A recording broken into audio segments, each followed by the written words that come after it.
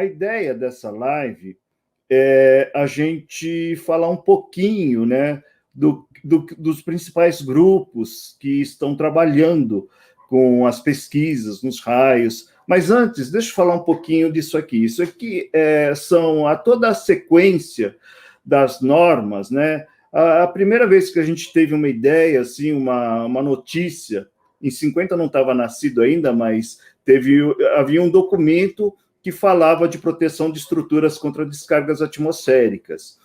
E aí, em 1970, esse documento, na época, chamava NB 165. Em 1970, esse documento teve a sua primeira revisão e foi publicado um documento de 6 páginas. Né?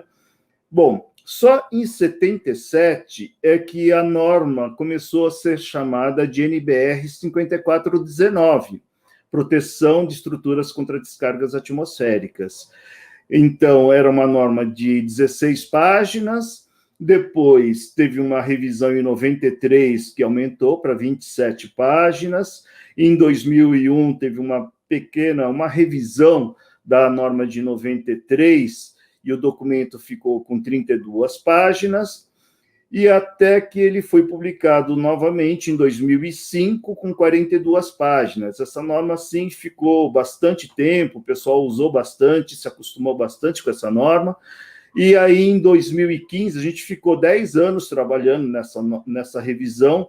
Em 2015, a gente publicou a norma com 4 partes e 309 páginas, né? Mas por que eu estou falando essa evolução das normas? Eu estou falando porque é o seguinte: quando a gente publicou a norma em 2015, muita gente questionou, né? Estava acostumado com aquela norma de 42 páginas e, de repente, falou, poxa, mas o que aconteceu? O raio mudou? O que aconteceu com o raio? Ele ficou mais esperto? Será que o raio leu a norma e achou alguma forma de você burlar aquelas regras que tinha? Por que teve que aumentar tanto a quantidade de páginas da norma, a quantidade de termos e de assuntos, né? E até, na época, a gente escutou alguns comentários maldosos, né? Muita gente falando, poxa, esse pessoal aí do COBEI, das normas, eles ficam criando dificuldades para vender facilidades, assim, muitas vezes as pessoas dão treinamento sobre isso, então fica... Mas, na grande verdade, é o seguinte, a norma, ela é 90% uma tradução praticamente literal da IEC, né? A IEC também tem, a IEC 62305 também é dividida em 4 partes. Ela, praticamente, a gente copiou, traduziu a IEC.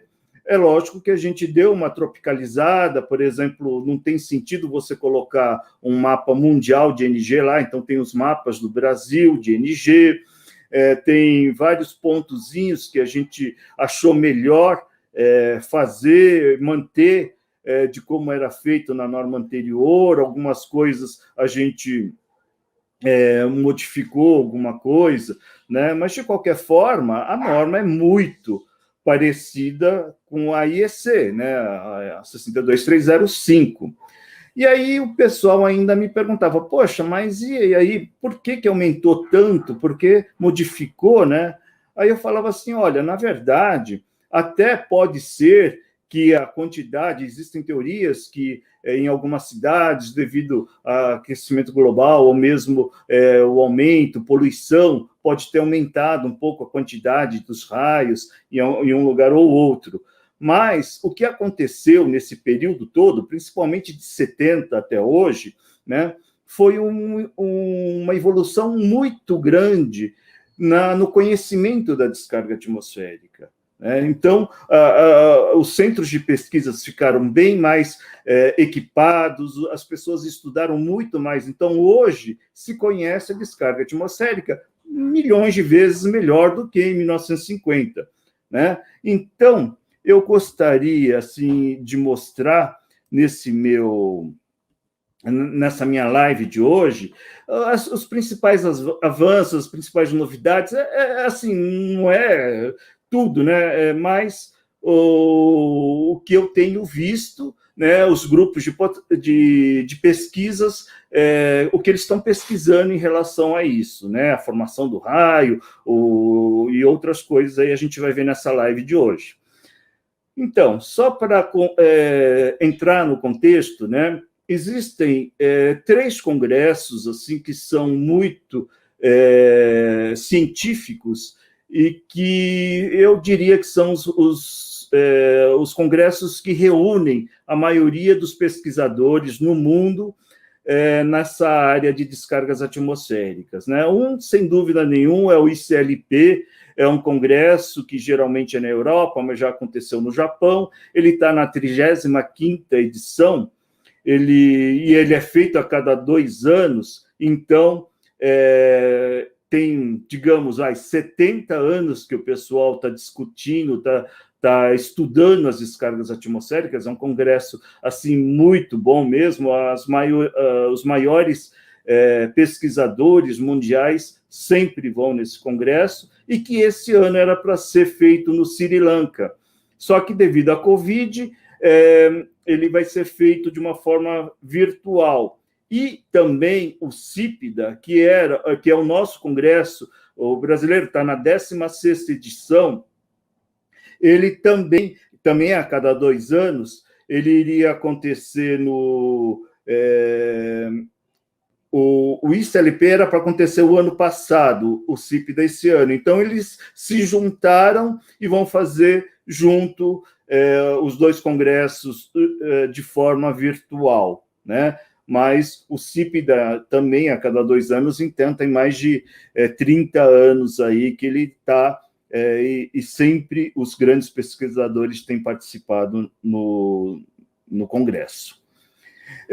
No Brasil também tem esse congresso, o Ground, né, que era para ser em 2020, ele ia ser primeiro em Brasília, depois em Belo Horizonte, mas a Covid atrapalhou tudo. E ele foi também de forma totalmente virtual. Ele aconteceu agora no começo desse mês de junho, dias 2 e 5, né, de 2 a 5 de junho. E aí, basicamente, a palestra, a live de hoje, eu vou contar algumas coisas que eu vi nesse congresso aí.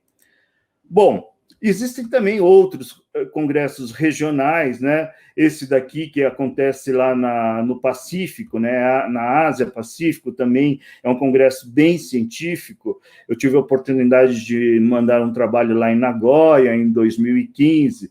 Em 2017, eu participei nesse congresso na Tailândia, na cidade de Krabi. Então, é também um congresso bastante científico. Tem outros congressos menores, que são tipo workshop. Esse aqui, por exemplo, International Lightning Protection Symposium, né? Esse aqui, uma das edições, a de 2014, eu tive a oportunidade de ir junto com o Jobson.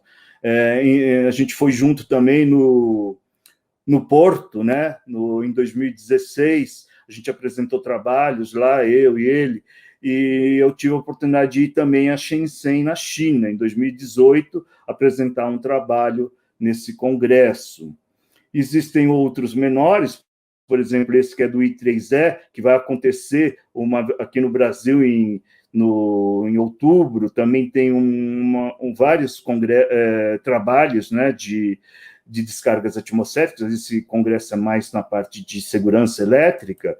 E eu vou aproveitar aqui a deixa e mostrar um workshop que nós vamos fazer na segunda-feira agora, para comemorar. Não é bem uma comemoração, né? A gente, para participar do International Light and Safety Day, ou seja, o Dia Internacional da Segurança contra as Descargas Atmosféricas. Esse congresso ele é gratuito, ele vai ter no dia 28 agora de junho, segunda-feira, das 2 às 17h30, mais ou menos, 18 horas talvez. Vamos ter 7 palestras, tá? Vou estar eu, o Alexandre Cantini, professor lá da USP, né? O Jobson vai estar também, o Danilo Souza, um professor lá que participa da comissão, do Mato Grosso, ele é da UFMT, né? O Luiz Ferraro, também outro da comissão, o Barbosa, que também, e o Sérgio Santos. Tá? Então, cada um vai dar uma palestra aí de aproximadamente 30 minutos. Então, vale bastante a pena quem quer conhecer mais essa questão da segurança contra os raios, tá? Vai ser muito legal, tenho certeza, esse congresso, e a Potência Educação está nos apoiando também para a realização dele na segunda-feira agora. Bom, gente, então vamos lá ao que eu vim para dizer, né? A primeira coisa, em relação às características das descargas atmosféricas. Então, existem vários grupos em vários locais no mundo que estudam a fundo as descargas, essas características das descargas atmosféricas. Então, tem um grupo na Suíça que lá eles têm, nos Alpes, lá uma torre que ela chama Santis Tower, né?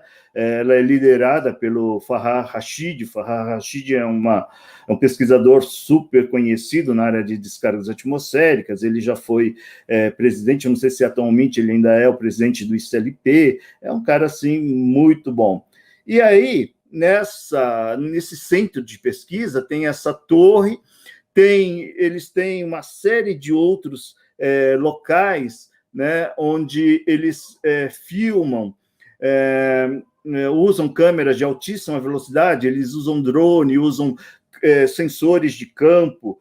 Assim, bom, tem aqui, dá para ver melhor aqui. Ele tem essa torre, ela tem mais que 82, aqui ó, tem 82, em 82 metros, em 24 metros, ela tem bobinas de Rogowski, né? A bobina de Rogowski é um medidor de corrente que você consegue uma faixa de frequência bastante extensa para medir essas correntes, né? Então, você consegue pegar até pulsos de corrente contínua, uma frequência bem baixa, até megahertz, né? Então, são bobinas muito boas para se medir, né? Tem também sensores de campo.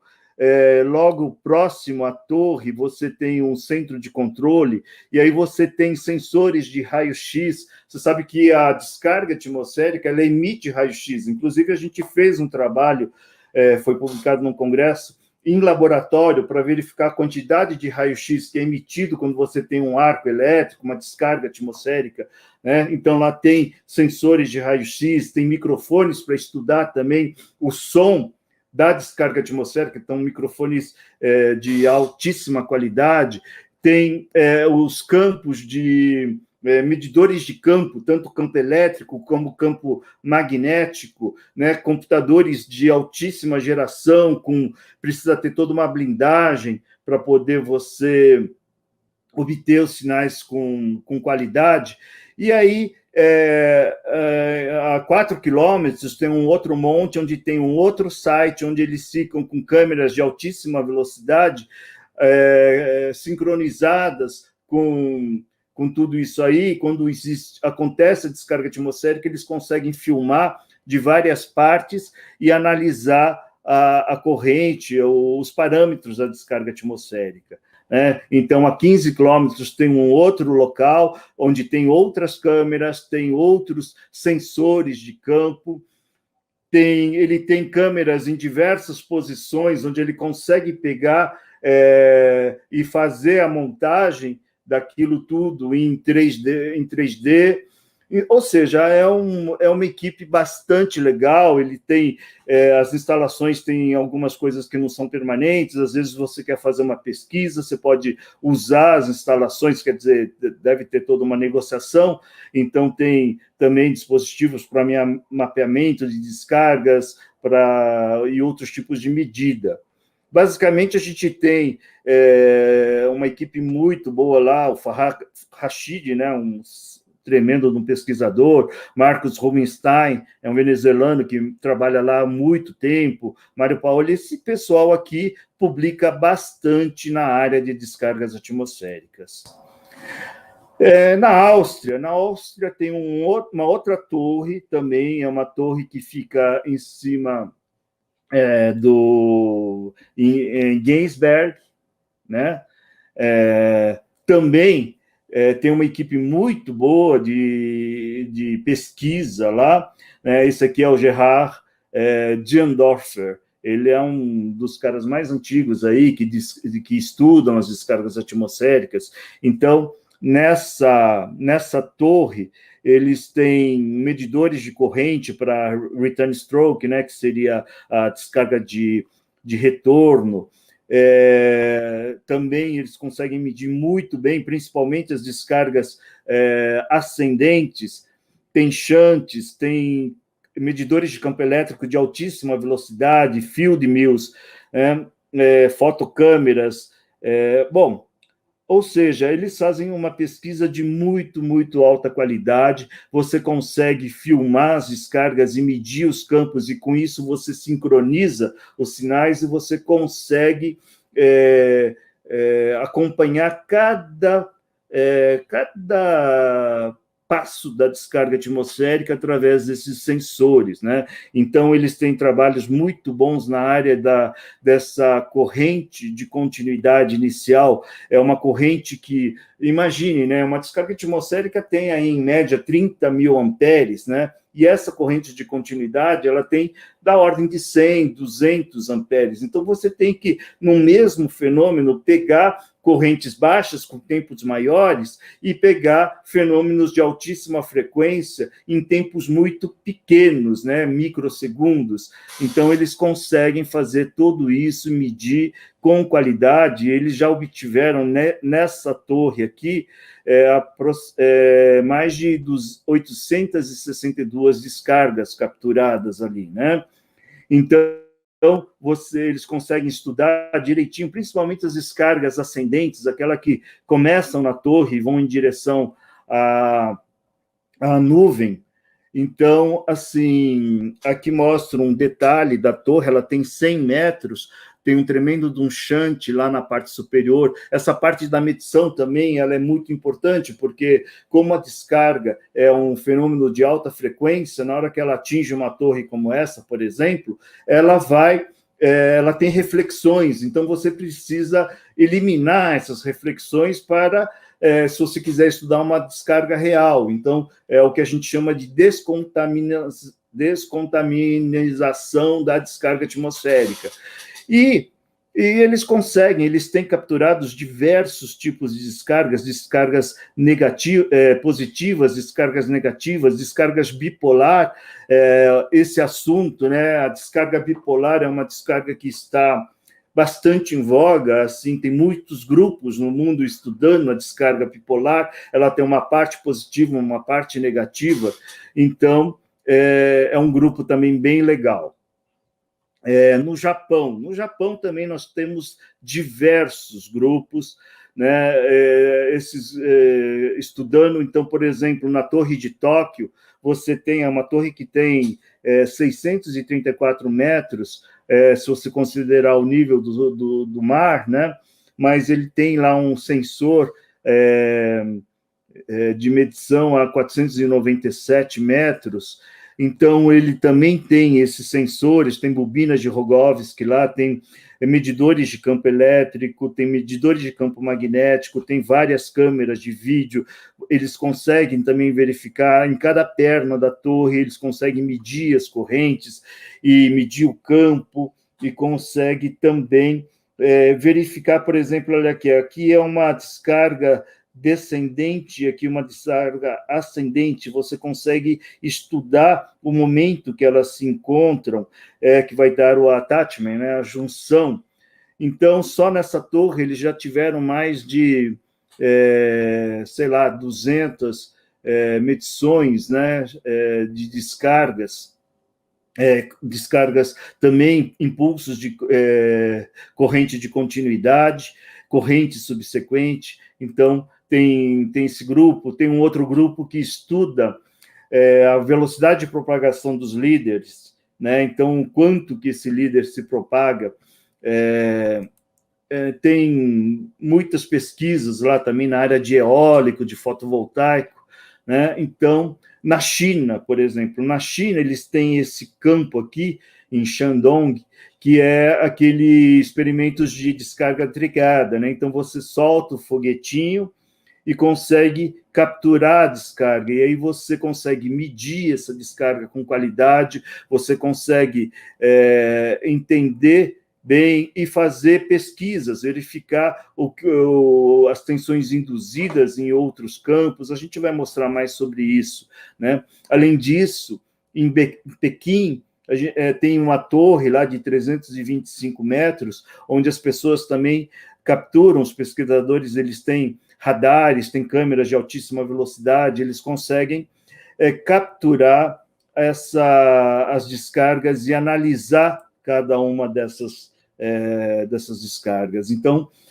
quando eu estive lá em Shenzhen, naquele congresso, eu visitei essa torre também, ela fica lá perto de Shenzhen, é a segunda maior torre do mundo, ela tem 356 metros, então você tem aqui um shunt para a medição das correntes, você tem um site mais distante para poder, com câmeras de altíssima velocidade, também analisar as descargas que atingem essa torre. Essa torre, esse laboratório, esse pessoal aqui é relativamente novo, eles também chamam pesquisadores para fazer pesquisas, utilizando as facilidades que eles têm lá.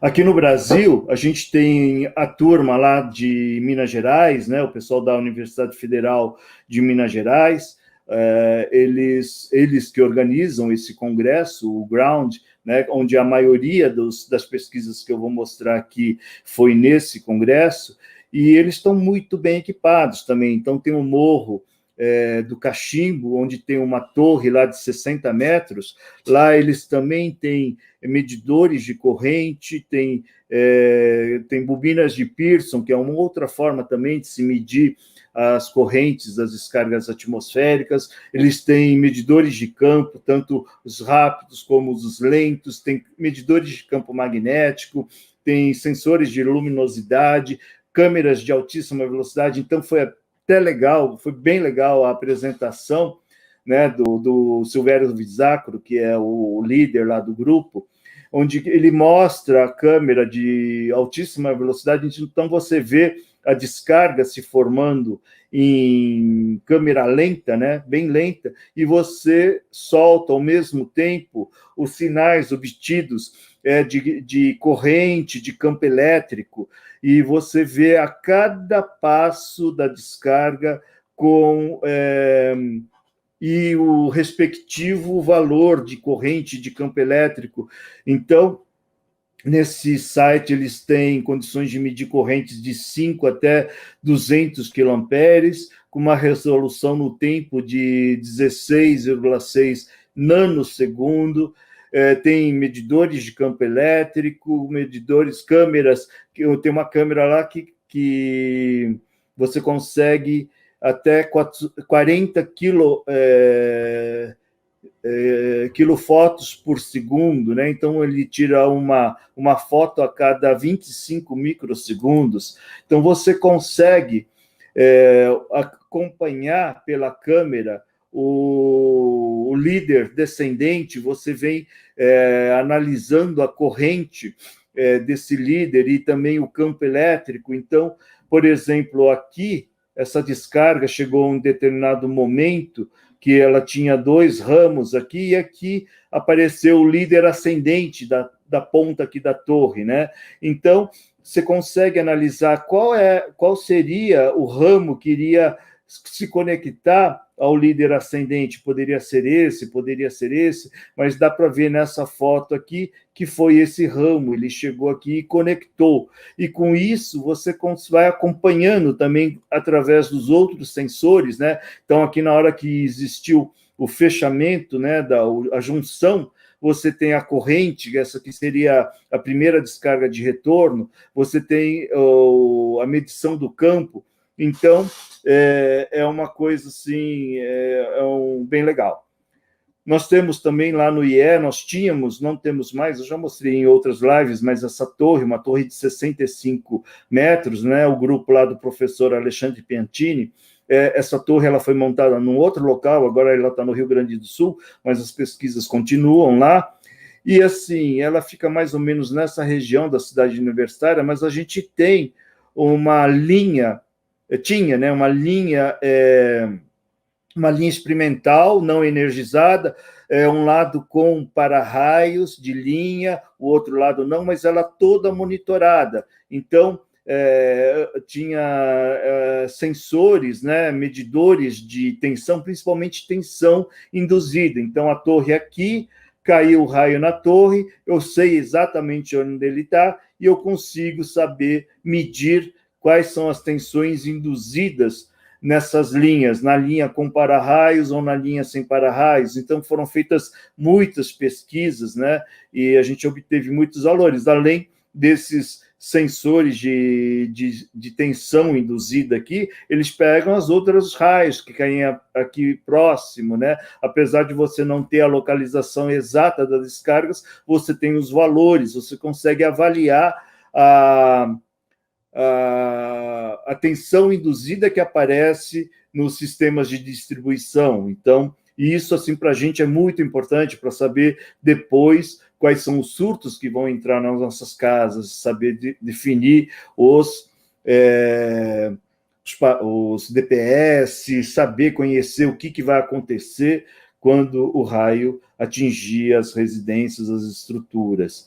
Essa aqui é uma foto do nosso laboratório de alta tensão, onde nós temos várias pesquisas também fazemos ensaios, principalmente ensaios de isolamento de equipamentos de alta tensão. Então, com esse gerador, em princípio, a gente tinha condições de gerar tensões de impulso 1,2 por 50, por exemplo, de até 3.000 kVs, né, 3 milhões de volts, e com isso a gente consegue fazer testes. Então, teve várias pesquisas, por exemplo, essa pesquisa aqui, que se tornou uma tese de doutorado do meu colega Celso Pereira Braz, uma pesquisa que tinha o título de Avaliação do Comportamento Dielétrico de Isoladores de Distribuição de Média Tensão frente a impulsos atmosféricos com forma de onda não normalizada. Então,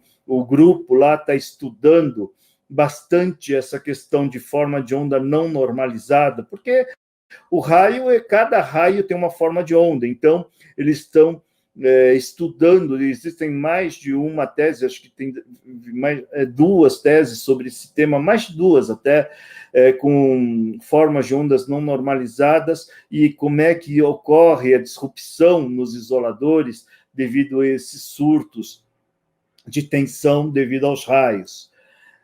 Nós temos também um laboratório de alta corrente. Na verdade, isso é um laboratório para teste de curto-circuito, mas nós temos lá uma ponte retificadora onde eu consigo criar pulsos de corrente contínua. Então, eu já mostrei algumas vezes por aí esses pulsos que servem para simular corrente de continuidade. Esse laboratório, em princípio, ele serve para testar curto-circuito. A gente tem correntes aí em 60 Hz de até 35 ou mais quiloamperes, chega até mais de 80 quiloamperes de crista. Mais impulsos de corrente contínua, a gente consegue fazer testes até uns 10.000 amperes, né? É uma forma de onda desse jeito. Então, a gente já pesquisou, já fez estudos em fotovoltaico, né, gerando essa corrente aqui para ver o estrago que ela faz, por exemplo, no módulo, no frame do módulo, ou até mesmo perfuração de telhas metálicas, ou a geração de ponto quente, né? Esse trabalho foi muito importante, que a gente, principalmente para estudar os pontos quentes em tanques de combustíveis, né, de etanol, diesel, a gente usa lá uma câmera de medição de temperatura e a gente consegue avaliar qual que é a temperatura da descarga quando atinge um lado da chapa, do tanque, o que acontece do outro lado, e com isso avaliar a possibilidade desse tanque explodir ou não. Bom, e assim, lá na USP, né, a gente está com um laboratório super novo, ele é um laboratório de modelo reduzido, né, um laboratório que eu não quero nem mostrar ainda, só vou falar um pouquinho. É um prédio novo que tem um tablado, que seria o plano de terra. A gente consegue simular em modelo reduzido as descargas atmosféricas e várias coisas. Eu posso simular uma linha de distribuição, posso simular uma edificação, posso simular, sei lá, um tanque de combustível, e aí gerar as correntes. Tem toda uma tecnologia para você ver a relação entre os parâmetros, e aí você vê o que acontece de tensão induzida, o que acontece nesses modelos reduzidos. Então, aguardem aí, a gente está montando esse laboratório que é muito, muito, muito moderno, bem legal. Mas eu não poderia falar dos grupos de pesquisa sem falar nesse centro, né, o International Center for Lightning Research and Testing, né? Esse aqui é um centro que fica na Flórida. Tem lá o Martin Ullman. O Martin Ullman é uma das pessoas que mais publicou na vida sobre. Ele tem livros famosos, todo mundo que fala de descarga atmosférica usa o livro dele, né, do Ullman, como para aprender sobre as descargas atmosféricas. E tem lá o Rakov. O Rakov é um russo que mora nos Estados Unidos há bastante tempo já, e ele é bom, esse para mim é o cara, né? É o maior pesquisador em descargas atmosféricas no mundo. Ele está em todos os congressos, eu nunca vi um congresso que ele não tenha estado. Ele publica muito, frequentemente tem papers de altíssima qualidade dele, então, e toda a equipe dele também trabalha bastante. Então, lá em Camblenden, né, que é onde fica esse instituto aqui, né, esse centro, ele também tem ele também solta os foguetinhos para capturar descargas, e aí, quando ele captura essa descarga, ele pode analisar linhas aéreas, a tensão induzida em linhas aéreas, em linhas subterrâneas, em casa, ver o que acontece lá no DPS, quanto chega de surto, quanto não chega. Então, ele tem diversos tipos de descarga. E, principalmente, ele tem analisado bastante, isso já há anos, né, as características mesmo da descarga atmosférica. Então, agora, nessa cúpula aqui, eu acredito que seja um site relativamente novo lá, ele tem 5 câmeras de altíssima velocidade, câmeras bem diferentes. Ele tem 2 Phantom, né? Uma com encontrador de corona. Corona é as descargas parciais que uma tensão acaba gerando, né? Então, ele tem câmeras FLIR, por exemplo, essa câmera FLIR, ela tem infravermelho, então ele consegue analisar a questão de infravermelho, né, essa geração, temperaturas da descarga. Ele tem ultravioleta também, uma das Phantoms, ela tem uma faixa de ultravioleta.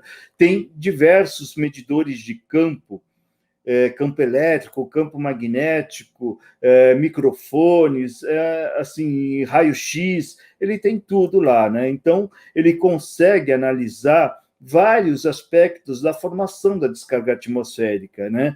Que tem que ver desde a eletrização da nuvem, lá dentro da nuvem, como é que as cargas se eletrizam, até o início do líder descendente, né? Como é que ele começa da nuvem para a Terra. E aqui, nessa pesquisa que eu vou mostrar dele aqui, é mais a progressão do líder, como é que esse líder progride em direção à Terra, né? Mas você poderia estudar também o líder ascendente, aquela descarga da Terra que vai se encontrar com esse líder descendente, o fenômeno do attachment, né, que é da junção, Aí a primeira descarga de retorno, as descargas subsequentes, aquelas que aproveitam o mesmo campo, o mesmo canal da descarga para poder... e aí são descargas com altíssima velocidade, né? Então tem tempos de frente super curtos, menores que 1 microsegundo, né? E também as correntes de continuidade, essa que eu já falei um pouquinho. Então, assim, só para ter uma ideia, né, da palestra que ele mostrou lá para a gente, com essas câmeras de altíssima velocidade, ele mostrou, então eu peguei alguns frames dos vídeos que ele mostrou, então dá para você ver, e ele estuda um trechinho, um raminho aqui da descarga, isso aqui é o líder indo em direção à Terra, e ele consegue analisar um quadradinho, um tracinho, né? E aí, nesse tracinho, ele amplia, ele tem vários frames ali, ele vê o comportamento das cargas, né? Ele vê as colisões ali das cargas dentro desses ramos aqui, ó, ele está analisando um pedacinho aqui, então ele pega... com as câmeras, né, as colisões, o início, né, ele tem dentro desses raminhos, você tem um streamer, né, um líderzinho positivo, um negativo, como é que eles se juntam, como é que acontece as coisas. E também ele faz a análise do infravermelho, né? Com isso ele consegue analisar temperaturas, analisar várias coisas, a movimentação de cargas.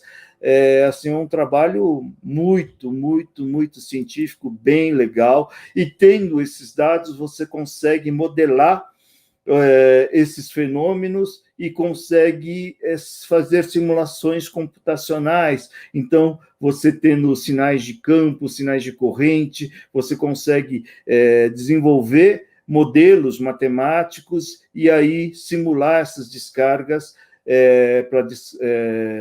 em computador. E para que serve isso? Né? Isso serve para a gente lá da 5419. Serve para você conhecer a descarga e saber como ela se comporta e aonde ela pode atingir. Então, por exemplo, o método da esfera rolante, ele é um método que surgiu do método eletrogeométrico, que foi desenvolvido por esse pessoal aí, para linhas de transmissão. Então, ele foi simplificado e ele até hoje é o método mais utilizado, ou mais cientificamente comprovado para o caso das descargas nas estruturas. E com esses estudos, no momento, a gente vai ter, na hora que tiver sensores adequados e tudo, a gente vai conseguir saber exatamente onde o raio vai cair nas descargas, nos prédios, tudo. A gente ainda vai chegar a ver isso, né? E aí melhorar os sistemas de proteção. Então, aqui, mais um estudo dele, né, um raminho daqueles. Então, por que ele faz uma curvinha para cá? Por que ele faz uma curvinha para lá? Isso tudo, cada vez mais a gente está aprendendo, né, os pesquisadores estão desenvolvendo medições e modelos para poder analisar a formação da descarga.